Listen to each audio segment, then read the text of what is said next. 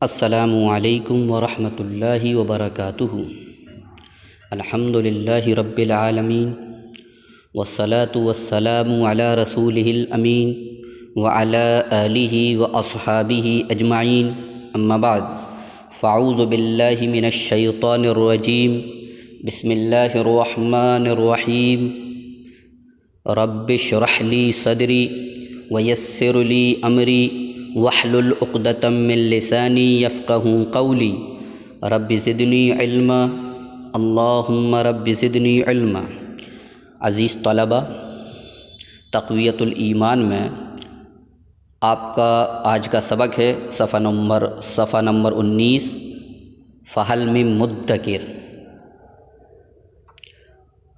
فہل من مدکر مطلب ہوا پس کیا کوئی نصیحت حاصل کرنے والا ہے؟ یہ شاہ اسماعیل تھے جن کی زندگی کا ایک ایک ثانیہ اعلاء کلمۃ الحق اور احیاء اسلام میں صرف ہوا۔ شاہ اسماعیل شہید کے بارے میں ہم لوگ پڑھ رہے ہیں، ان کی سیرت کی ایک جھلک۔ شاہ اسماعیل شہید کے بارے میں لکھتے ہیں کہ ان کی زندگی کا ایک ایک لمحہ حق کے کلمے کی بلندی کے لیے صرف ہوا اور دین اسلام کو زندہ کرنے کے لیے دین اسلام کی اشاعت میں صرف ہوا۔ جنہوں نے دنیا کی ہر راحت کو بے توقف خدمت دین کے لیے قربان کر دیا۔ دنیا کی ہر طرح کی راحت کو انہوں نے بغیر سوچے ہوئے، بغیر ٹھہرے ہوئے، بغیر رکے ہوئے دین اسلام کی خدمت کے لیے قربان کر دیا، اور اپنے اخلاص کے محضر پر خون شہادت سے مہر ثبت کی، یعنی ایک اخلاص سے پر نوشتہ اور تحریر جس پر انہوں نے اپنی شہادت کے خون سے مہر لگائی۔ اس ترازو میں ہم اپنے ایمان باللہ اور اپنی حمیت دین کو تولیں۔ ہم اس تناظر میں اس میزان پر اپنے ایمان باللہ کو، اللہ پر ایمان کی کیفیت کو اور اپنی دین کی حمیت کو تولیں کہ ہمارے اندر کس قدر دین کی حمیت ہے اور غیرت ہے، اور ہمارا اللہ پر کس حد تک ایمان ہے، اس کا ہم جائزہ لیں۔ تو نتیجہ کیا نکلے گا؟ پھر اس سے بڑھ کر بدبختی اور حرمان نصیبی کیا ہو سکتی ہے؟ محرومی اور بدبختی اس سے بڑھ کر اور کیا ہو سکتی کہ سینکڑوں مسند نشینان اور سینکڑوں سجادہ گستران طریقت اس بزرگ مجاہد کو 125 برس تک گوناگوں متاعین کا ہدف بناتے۔ انہی سینکڑوں مسندوں پر بیٹھے ہوئے لوگ اور سینکڑوں مصلوں پر، قالینوں پر، صوفیوں کی جگہ پر بیٹھے ہوئے لوگ یا صوفی بن کر بیٹھے ہوئے لوگ اس بزرگ مجاہد کو 125 برس تک طرح طرح سے متاعین کا ہدف بناتے رہے، ان کو طعن و تشنیع کا مقصد بناتے رہے، ٹارگیٹ کرتے رہے ان کو، اور اس کی حب اسلام ہی نہیں، اسلام سے محبت ہی کو نہیں بلکہ اسلام کو بھی محل نظر بناتے رہے، یعنی سرے سے ان کے اسلام کو قبول ہی نہیں کیا۔ ہم سب نے ان متاعین کو اس شوق و لذت سے سنا، ہم سب لوگوں نے ان پر جو طعن و تشنیع کی گئی اس شوق و لذت سے سنا۔ گویا یہ حفظ دین یاد کرنے کی چیز ہو، یہ دینی چیز ہو، اور پارسائی کا ایک یگانہ کارنامہ، یعنی تقوی پرہیزگاری کا یہ بے مثال اور بے نظیر کارنامہ ہو۔ اس طرح ہم نے اس کو سنا اور دیکھا۔ ان کی اولاد میں، شاہ اسماعیل شہید کی اولاد میں، شاہ عبد القادر نے اپنی نوازی بیوی کلثوم رحمۃ اللہ علیہا سے شاہ شہید کا نکاح کر دیا تھا۔ صرف ایک بچہ ہوا جس کا نام شاہ محمد عمر تھا۔ اس کی پوری زندگی نیم مجذوبیت کی حالت میں گزری، یعنی بدحواسی اور جنون کی حالت میں ان کی زندگی، اس بچے کی زندگی گزری۔ تصانیف شاہ شہید نے متعدد کتابیں لکھی تھیں، مثلاً اصول فقہ میں ایک رسالہ جو چھپ چکا ہے، منطق میں ایک رسالہ جس کا ذکر سر سید احمد خان نے کیا ہے، ایضاح الحق الصریح فی احکام المیت والضریح، محققین کا بیان ہے کہ حقیقت بدعت میں ایسی کوئی کتاب کسی زبان میں نہیں لکھی گئی، افسوس یہ مکمل نہ ہو سکی، اردو ترجمے کے ساتھ 2-3 مرتبہ چھپ چکی ہے۔ منصب امامت ایک ان کی تصنیف ہے، یہ بھی نہایت عمدہ کتاب ہے، فارسی نسخے اب کمیاب ہیں، یہ اصل میں فارسی میں لکھی گئی تھی، البتہ اردو ترجمہ ملتا ہے۔ تنویر العینین فی اثبات رفع الیدین، اس میں وہ احادیث جمع کر دی گئی ہیں جن سے رفع یدین کا سنت ہونا ثابت ہے، اردو ترجمے کے ساتھ کئی مرتبہ چھپ چکی ہے، اور اب حال میں اس کا عربی ایڈیشن ما حاشیہ مرکزی جمعیت اہل حدیث مغربی پاکستان کے ادارہ اشاعت السنہ نے نہایت عمدگی سے شائع کیا ہے۔ صراط مستقیم، اس کتاب کے 4 باب ہیں، جن میں سے صرف پہلا باب شاہ شہید کا لکھا ہوا ہے، مضامین سید صاحب کے ہیں، صرف عبارت اور اسلوب بیان شاہ صاحب کا ہے۔ اس کا اردو ترجمہ بھی چھپ چکا ہے، فارسی ایک مرتبہ چھپی اور بہت کمیاب ہے، بہت کم پائی جاتی ہے۔ تقویۃ الایمان، اس کی تفصیل آگے آ رہی ہے۔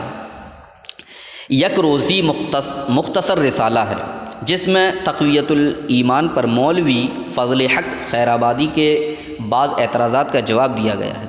شاہ صاحب نماز کے لیے مسجد کی طرف جا رہے تھے، راستے میں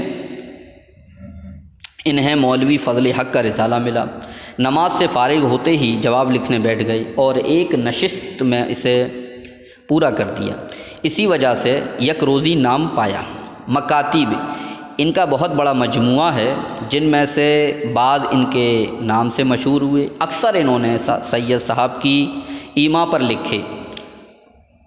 منظومات، ان کی کیفیت یہ ہے، ایک فارسی قصیدہ نعت میں، ایک فارسی قصیدہ سید صاحب کی مدح میں، ایک فارسی مثنوی موسوم بہ سلک نور توحید کے مضمون پر ہے، ایک اردو مثنوی موسوم بہ سلک نور توحید ہی کے مضمون پر، ایک مثنوی بزبان فارسی ایک حدیث کی شرح میں، پھر تقویۃ الایمان کی سرگزشت، یعنی تقویۃ الایمان کے احوال۔ تقویۃ الایمان پہلی مرتبہ 1243 ہجری 1826 اور 27 عیسوی میں چھپی تھی، جب شاہ شہید رحمۃ اللہ علیہ امیر المومنین سید احمد بریلوی اور جماعت مجاہدین کے ہمراہ وطن مالوف سے ہجرت کر کے جا چکے تھے اور ہندوستان کی آزادی و تطہیر کے لیے جہاد بالسیف کا آغاز ہو رہا تھا۔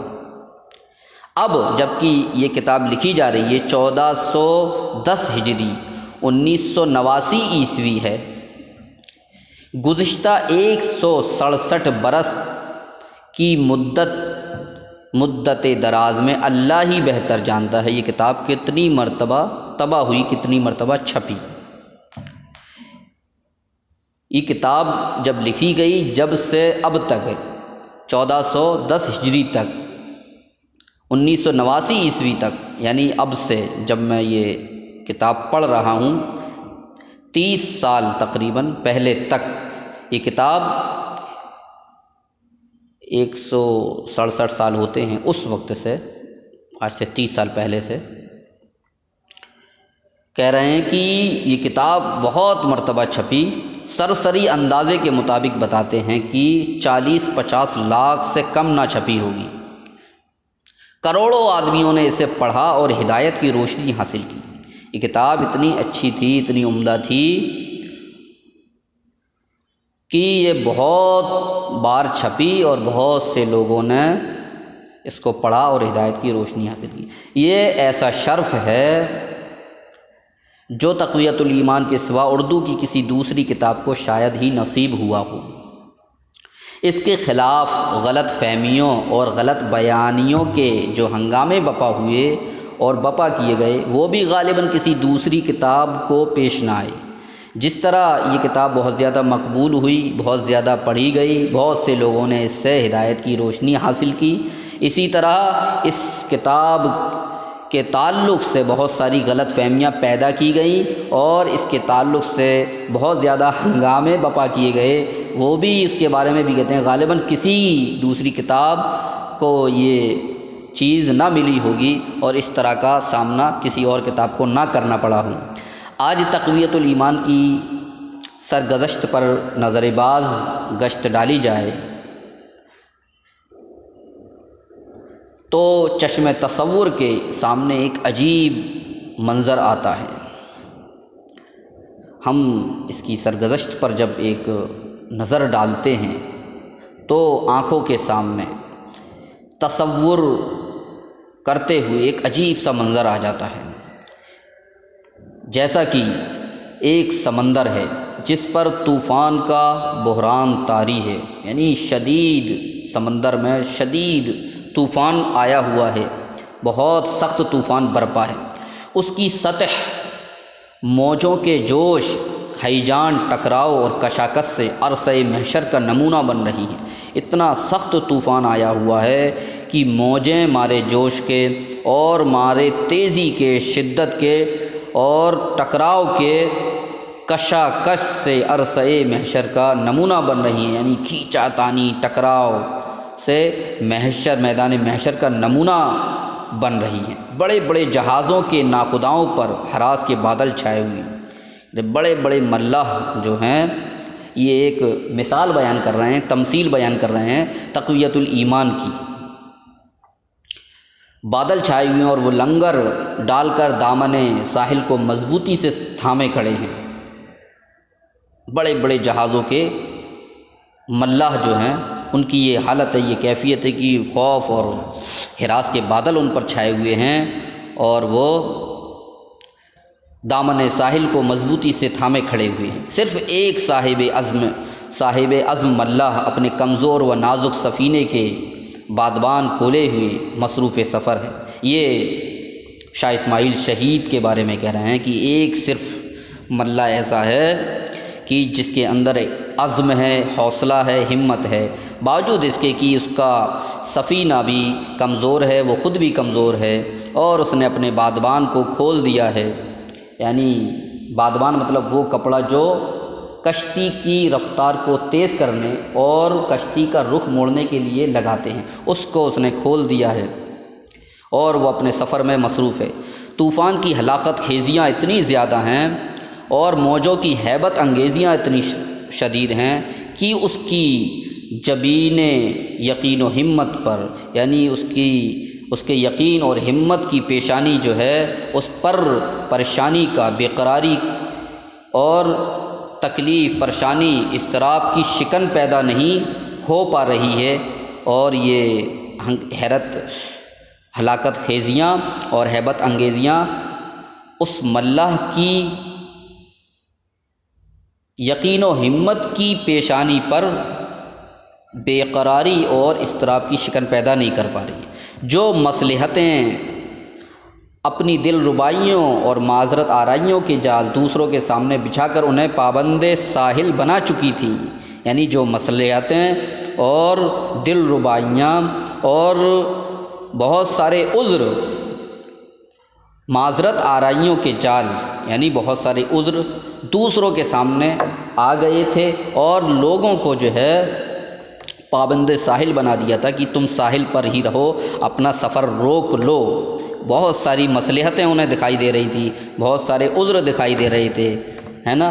تو یہ تمام چیزیں ان کے سامنے تھی دوسرے ملاحوں کے، لیکن وہ اس ملاح کی دامن کشی و عناگیری میں بھی پوری قوت سے سرگرم رہی۔ لیکن یہ ایک ایسا ملاح تھا کہ یہ چیزیں اس کے سامنے نہیں تھیں، وہ پوری قوت سے اپنے سفر کو جاری رکھے ہوئے تھا اور اس کو کوئی بھی طرح کی پریشانی اور کسی بھی طرح کا عذر اور کسی بھی طرح کی مصلحت جو ہے روک نہیں سکی، لیکن سلطان فرض کے حکم کی بجاوری میں اس نے ہر مصلحت کو ٹھکرا دیا، لیکن اللہ تعالیٰ کے فرض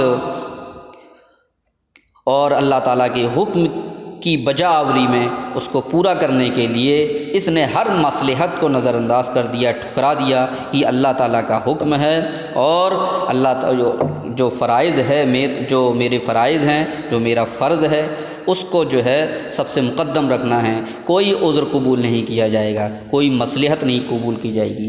وہ بندہ کون تھا؟ وہ شاہ اسماعیل شہید تھے۔ وہ آگے بڑھتے رہے اور اپنی بے مثال عظیمت سے ہر مخالف قوت کو ناکام اور ہر معاندانہ اقدام کو نامراد بنا دیا۔ انہوں نے ہر مخالفت کو ناکام بنا دیا اور جتنی بھی مخالفین کی طاقتیں تھیں ان کو انہوں نے ناکام اور نامراد بنا دیا، اور دشمنان کے جو اقدام تھے ان کو بھی ناکام کر دیا۔ وہ اس مقام پر جا پہنچا، یعنی یہ بندہ جو کہ شاہ اسماعیل شہید ہیں اس مقام پر جا پہنچے جو صرف بزرگان عظیمت ہی کے حصے میں آتا ہے۔ اپنی بات اس شعر سے ختم کرتا ہوں۔ یہ رتبہ بلند ملا جس کو مل گیا، یہ رتبہ بلند ملا جس کو مل گیا، ہر مدعی کے واسطے دار و رسن کہاں۔ السلام علیکم ورحمۃ اللہ وبرکاتہ۔